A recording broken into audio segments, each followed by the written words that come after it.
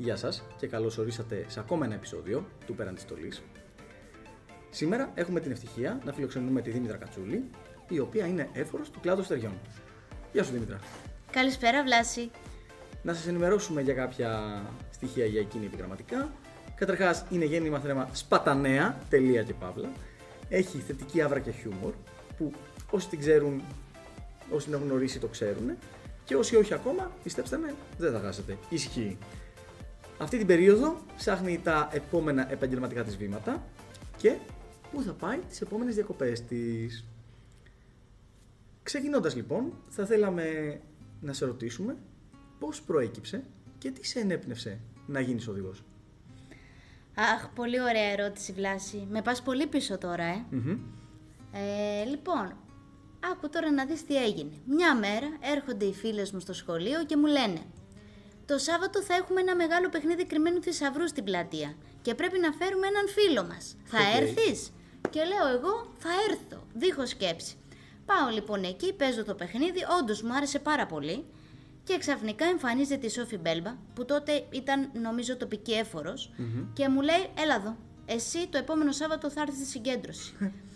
Και λέω εγώ: ναι, πω, έχει δίκιο, θα πάω στη συγκέντρωση. Και πήγα λοιπόν στη συγκέντρωση και μου άρεσε πάρα πολύ και ξαναπήγα και η αλήθεια είναι ότι δεν έχω σταματήσει έως τώρα.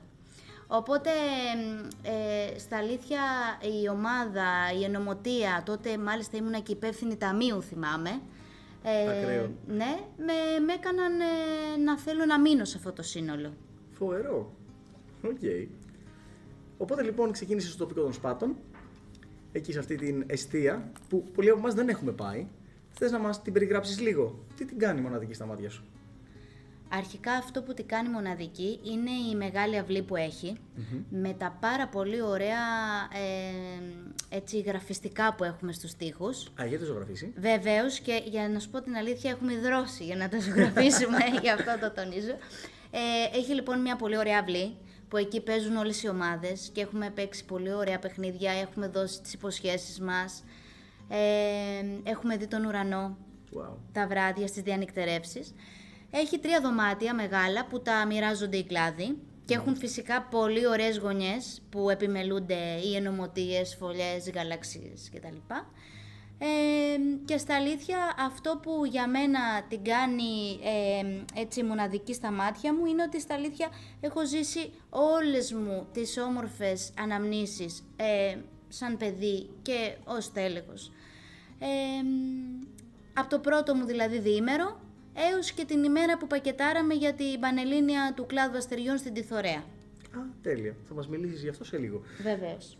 Θες να μας πεις 3 όμορφες αναμνήσεις λοιπόν που έχεις μέσα από την οδηγική σου ζωή στο ΣΕΟ? Αναμνήσεις. Λοιπόν, μία όμορφη ανάμνηση είναι κατασκήνωση κλάδου οδηγών στην Αλόνησο ως τέλεχος, από τις πρώτες μου κατασκηνώσεις ως τέλεχος, έτσι. Και εκεί λοιπόν ο κατασκηνωτικός χώρος ήταν δίπλα στη θάλασσα, οπότε κάθε βράδυ μαζί με κάποια άλλα στελέχη παίρναμε ανά 2 ενωμοτείες και κοιμόμασταν στην παραλία. Φοβερό δηλαδή. Και το βράδυ λοιπόν πριν κοιμηθούμε παίζαμε κιθάρα στον κύκλο κάτω από τον έναστρο ουρανό, οπότε αυτό έτσι έχει χαραχτεί στην καρδιά μου.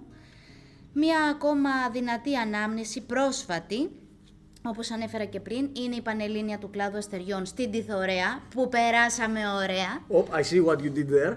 Έτσι, γιατί έτσι ήρθαμε κοντά στη βάση, γνωρίσαμε τον κόσμο μας, ήταν έτσι και η πρώτη μας επαφή με τον κλάδο, ήταν η πρώτη μας χρονιά και πραγματικά αυτό θα μου μείνει. Και ένα τελευταίο, αν κάτσουμε εδώ θα μπορούσα να σου πω άπειρες έτσι όπως αναμνήσεις φυσικά, είναι στην τεχνική κατασκηνωτική του κλάδου οδηγών, που είχε πολύ κούραση, πολύ ζύμωση, πολύ σκέψη, ωραία εμπειρία. Και εκεί λοιπόν στα απίστευτα όμορφα ξενύχτια που κάναμε για να δώσουμε την αναλυτική μας, δημιούργησα φιλίες που με ακολουθούν ακόμα και σήμερα και είναι βοηθοί μου στον κλάδο, οπότε αυτό έτσι μου έχει μείνει πολύ επίσης. Φοβερό. Είναι αλήθεια τώρα. Ένα από τα κομμάτια τα μοναδικά θα πω της δικιάς μας ζωής είναι ότι πηγαίνουμε σε εκπαιδεύσεις, διήμερα, κατασκηνώσεις. Δένουμε κάπως με ανθρώπους που περνάμε τα ίδια βιώματα. Μπορεί να είναι από άλλα τοπικά, από άλλες περιφέρειες, αλλά προχωράμε μαζί κάπως. Και συνεργαζόμαστε και γινόμαστε παρέα εν τέλει. Έτσι δεν είναι? Οικογένεια θα έλεγα. Ακόμα καλύτερα. Πολύ ωραία. Οπότε είναι λίγο έτσι πολυπαραγωγικό το ταξίδι σου μέχρι στιγμής. Θες να μας πεις πόσα μαντίλια έχεις φορέσει ανά τα χρόνια? Φυσικά. Έχω φορέσει 4 μαντίλια. Ποιο σου λείπει? Μου λείπει του κλάδου πουλιών. Τέλεια. Έχω φορέσει κλάδο οδηγών. Το πράσινο που ήμουν έφορος, τοπική έφορος. Κλάδου μεγάλων οδηγών. Και... ποιο δεν είπα? Κλάδο αστεριών. Κλάδο αστεριών. Ξαναπάμε λίγο τα μαντίλια. Λοιπόν, 4 μαντίλια Βλάση. Πολύ ωραία. Θα τα κατοστήσεις.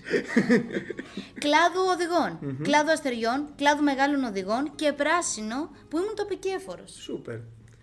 Τέλεια. Και πάμε λοιπόν σε αυτό το κομμάτι του κλάδου αστεριών εννοώ και την εφορία που έχεις. Το οποίο θα σε ρωτήσω ποια είναι τα καθήκοντα και ποιες αρμοδιότητες άραγε ως έφορος κλάδου και για το υπόλοιπο κοινό μας.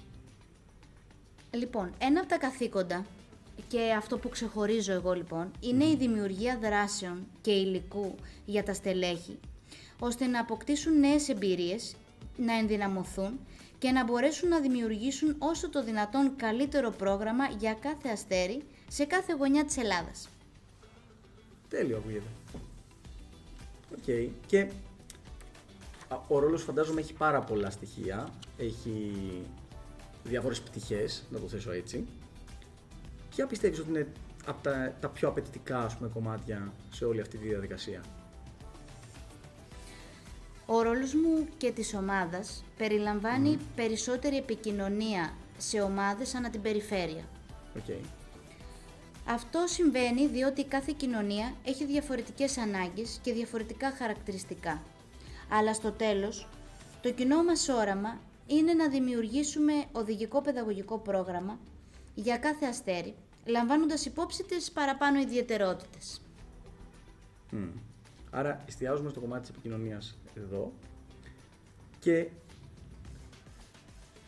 πριν πας στον κλάδο αστεριών, ήσουν στον κλάδο οδηγών, έτσι δεν είναι? Τι σε ενέπνευσε άραγε να κάνεις αυτή την αλλαγή? Κοίταξε, ο κλάδος αστεριών πάντα με εγωίτευε. Και συμμετείχα και τα καλοκαίρια σε χαρούμενα ταξίδια για να βοηθήσω το γαλαξία της ομάδας. Α, κι εγώ. Είδες, βρήκαμε και κοινό. Ποτέ δεν έχω κάνει υπεύθυνος πεντάδας μόνο. Το αγαπημένο μου, να ξέρεις.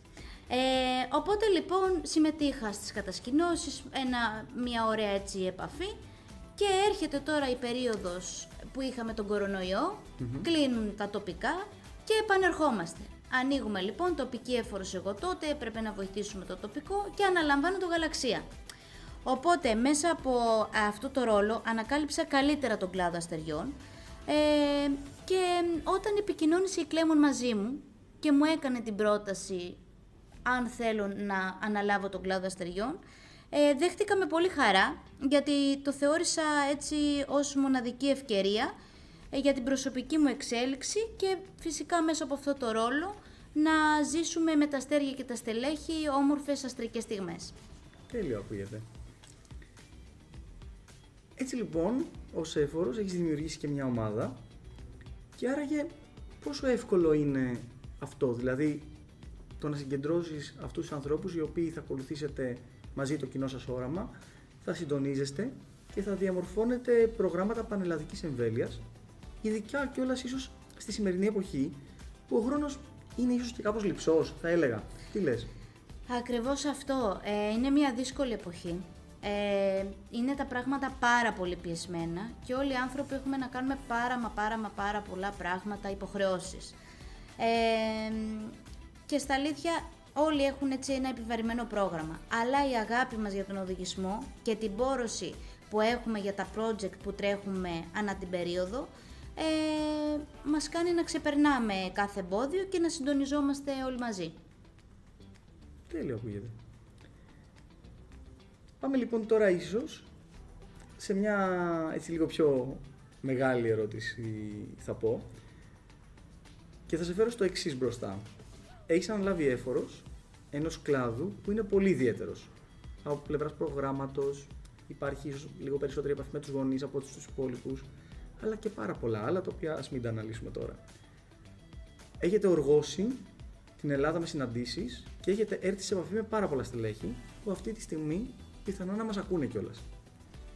Θα ήθελα να σε ρωτήσω τι είναι αυτό που σου έχει κάνει περισσότερη εντύπωση και τι έχεις δει μέχρι στιγμής σε αυτό το ταξίδι που μπορεί να μας πάει ένα βήμα παραπάνω, ειδικά σε αυτή την ηλικιακή ομάδα. Κοίταξε να δεις, αυτό που έχω παρατηρήσει, αυτά μάλλον που έχω παρατηρήσει και μου έχουν κάνει εντύπωση είναι δύο κομμάτια. Το πρώτο λοιπόν είναι ότι με έχει συγκινήσει πάρα πολύ στα αλήθεια ότι γνωρίζω εθελοντές που προσφέρουν απλόχερα το χρόνο τους και την αγάπη τους για να κερδίσουν τα αστέρια μας το καλύτερο οδηγικό βίωμα. Που αναρωτιούνται, που ψάχνουν τρόπους να εντάξουν όλα τα παιδιά στην ομάδα, στον Γαλαξία, με ασφάλεια και φυσικά να δημιουργήσουν αντίστοιχα και στους γονείς το πλαίσιο να τους εμπιστευτούν και να έχουμε έτσι όλα αυτά τα αστέρια στην Ελλάδα. Οπότε το ένα κομμάτι λοιπόν είναι το στελεχών και το άλλο που μου δημιουργεί έτσι μεγάλη εντύπωση είναι ότι τα αστέρια του σήμερα με τις προσλαμβάνουσες που έχουν μας δίνουν και σε εμάς το έναυσμα να δημιουργήσουμε προγράμματα που ανταποκρίνονται στις ανάγκες τους που συνεχώς αλλάζουν. Γι' αυτό και εμείς λοιπόν ως τώρα έχουμε δώσει βάση στην αυτοδιοίκηση των αστεριών, καθώς μέσω αυτής ανακαλύπτουν και πιστεύουν στις δυνάμεις και στις δυνατότητές τους. Πολύ ωραίο αυτό. Και μπράβο σας που το καταφέρνετε και οδηγείτε τα αστέρια και τον κλάδο ακόμα πιο μπροστά. Και τώρα περνάμε στο επόμενο κομμάτι του επεισοδίου, το οποίο έχει να κάνει με το εξοδηγικό μας κομμάτι. Αν θες να μας πεις λίγο παραπάνω πράγματα γι' αυτά, όπως λέει ούτως ή άλλως και ο τίτλος μας, πέραν της στολής, να γνωρίσουμε τη Δήμητρα. Θα ήθελες να μας πεις λίγο με τι ασχολείσαι επαγγελματικά αυτή την περίοδο? Βεβαίως. Λοιπόν, είμαι βρεφονιπιοκόμος και έχω πιστοποίηση στην ειδική αγωγή. Έχω δουλέψει γενικά σε παιδικούς σταθμούς, αλλά αυτή την περίοδο εργάζομαι ως παράλληλη στήριξη σε δημοτικό σχολείο. Όμως, αντίστοιχα αυτή τη στιγμή ετοιμάζομαι για το επόμενο επαγγελματικό μου βήμα. Να το δώσω και αυτό. Βεβαίως, γιατί το είπαμε και στην αρχή, έτσι. Ακριβώς. Ότι ετοιμάζεσαι. Τέλεια. Πού και πώς πιστεύεις άραγε ότι σε έχει βοηθήσει ο οδηγισμός σε μη εθελοντικές πτυχές της ζωής σου? Λοιπόν, όλες οι αξίες και τα ιδανικά του οδηγισμού μπορεί να ακούγεται κοινότυπο βλάση, αλλά συναντώνται σε κάθε πτυχή της ζωής μου. Ο οδηγισμός με έχει καθορίσει και επαγγελματικά, καθώς οι αρχικές μου σπουδές ήταν πάνω στη κοινωνική και εκπαιδευτική πολιτική. Σπούδαζα εγώ, βέβαια δεν μου άρεσε αυτό το πράγμα, δηλαδή ανακάλυπτα μέσα στα χρόνια ότι δεν μου αρέσει. Και μέσω λοιπόν της ενασχόλησής μου με τον οδηγισμό συνειδητοποίησα πως η αγάπη μου για τα παιδιά και η ενέργεια που μου έδιναν ένιωθα πως ήθελα αυτό να αποτελεί κομμάτι στο επάγγελμά μου και γενικά στην καθημερινότητά μου. Γι' αυτό λοιπόν και έκανα τη μεγάλη στροφή στην καριέρα μου, αν θες να σου πω κόντρα στους γονείς μου και σε όλους που επέμεναν, και σπούδασα βρεφονιπιοκόμος. Τέλειο.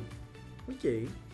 Οπότε σε έχει καθορίσει που λες ο οδηγισμός, στο κομμάτι σίγουρα το επαγγελματικό. Είμαι βέβαιος, όπως και όλους τους υπόλοιπους εμάς, είτε αυτοί που ακούμε είτε μας που είμαστε εδώ, ότι υπάρχουν και πτυχές του οδηγισμού που τις συναντάμε και στην καθημερινότητά μας, στη σχέση μας με τους άλλους, με τους συναδέλφους μας ενδεχομένως και το καθεξής.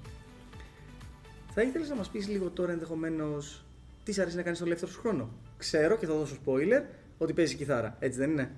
Ακριβώς, το πρώτο λοιπόν είναι ότι παίζω κιθάρα, έτσι. Και νομίζω το ξέρουν και όσοι μας ακούνε, έτσι. Χαχα, πλάκα κάνω. Επίσης παίζω γκολφ. Έλα. Μ' αρέσει πάρα πολύ το γκολφ. Μπορεί έτσι τώρα που το ακούτε να σας φαίνεται βαρετό, όμως εμένα στα αλήθεια με κάνει να χαλαρώνω και να σκέφτομαι ταυτόχρονα πράγματα και να θέτω έτσι νέους στόχους. Και ακόμα φυσικά να περνάω χρόνο με τους αγαπημένους μου και κάτι ακόμα που ίσως δεν ξέρετε, έπαιζα για 10 χρόνια θέατρο. Ερασιτεχνικό θέατρο. Για πες. σε μια ομάδα στα Σπάτα που λέγεται Τέταρτο Κουδούνι. Α, ωραίο. Τέταρτο κουδούνι. Ακριβώς. Έχουμε το πρώτο, δεύτερο, τρίτο και μετά βγαίνει το τέταρτο. Το τέταρτο και, Το πιάσα. και μετά βγαίνω εγώ. Σωστά. Και έπαιζα λοιπόν σε αυτή την ομάδα θέατρο. Μου άρεσε πάρα πολύ και είχα σκεφτεί να ασχοληθώ και επαγγελματικά με το θέατρο. Τι λες τώρα. Βεβαίως. Όμως τελικά εντάξει, με κέρδισαν άλλα πράγματα και ένα από αυτά τα πράγματα είναι ο οδηγισμός. Οπότε το άφησα το θέατρο στην άκρη. Καλά να είναι. Έτσι. Ναι, αλλά σίγουρα μπορείς να επιστρέψεις. Ακριβώς, γι' αυτό λοιπόν τώρα αν έχουμε κάποια πρόταση για κάποιο casting. Στείλτε μας DM, είμαστε εδώ. Επίσης κάντε like and subscribe στο κανάλι μας, ευχαριστούμε πολύ. Λοιπόν, πάμε λοιπόν σε ένα κομμάτι, ένα rapid fire round που έχουμε και θα σε ρωτήσουμε 5 ερωτήσεις με 30 δευτερόλεπτα στο ρολόι και ο χρόνος ξεκινάει από τώρα. Αγαπημένο σου χρώμα, Μπορντό. μπουγάτσα με τυρί ή κρέμα. Δεν μου αρέσει η μπουγάτσα. Δεν το δέχομαι, διάλεξε κάτι. Κρέμα. Πολύ ωραία. Αγαπημένο μουσικό όργανο. Κιθάρα. Δεν το περίμενε κανείς με αυτό που μας είπες. Χειρότερο φαγητό σε κατασκήνωση, συγγνώμη. Ψάρι στο φούρνο. Ιου. Και αγαπημένο τραγούδι. Δεν ζητάω πολλά. Μόνο αυτά που μου λες το σκοτάδι. Να τα πεις μια φορά Με το φως το πρωί και ένα χάδι. Ελπίζω ότι δεν χάσαμε πολλούς ακροατές μας. Χειροκρότημα. Λοιπόν, άριστα. Και σιγά σιγά, πηγαίνοντας προς το τέλος του σημερινού μας επεισοδίου, θα θέλαμε να σε ρωτήσουμε το εξής. Ποια ήταν η στιγμή που είπες «Εγώ θέλω να έρχομαι εδώ κάθε Σάββατο». Λοιπόν, ήταν το πρώτο μου διήμερο στη Βάρη, στην αγαπημένη Βάρη, που τότε έδωσα και την υπόσχεσή μου και είχαμε ζήσει 2 μέρες παρέα με τις ενωμοτείες, με τα στελέχη και ήταν φανταστικά όλη αυτή δηλαδή η έννοια της ομάδας, της περιπέτειας, του κύκλου θα πω, γιατί για μένα είναι πολύ σημαντικός ο κύκλος. Εκεί νομίζω ήταν που είπα εδώ είμαι και εδώ έμεινα όπως βλέπεις. Σούπερ. Θα ήθελες να μας δώσεις μία ερώτηση για κάποια επόμενη συνέντευξη που θα κάνουμε? Α, φυσικά. Λοιπόν, θα ρωτήσω λοιπόν την επόμενη πώς βλέπει τον εαυτό του στον οδηγισμό σε 5 χρόνια. Σούπερ, το κρατάμε. Και σε αυτό το σημείο θέλαμε να πούμε ένα μεγάλο ευχαριστώ στη Δήμητρα Κατσούλη, η οποία ήρθε σήμερα και μας έκανε την τιμή και είχαμε τη χαρά να την φιλοξενήσουμε στο σημερινό επεισόδιο. Εγώ σε ευχαριστώ Βλάση για την πρόταση, ήταν πραγματικά ιδιαίτερη τιμή και εύχομαι καλή συνέχεια στα επόμενα. Σε ευχαριστούμε γιατί όπως όλοι ξέρουμε εδώ, μείνετε συντονισμένοι και τα καλύτερα έρχονται. Καλό σας βράδυ.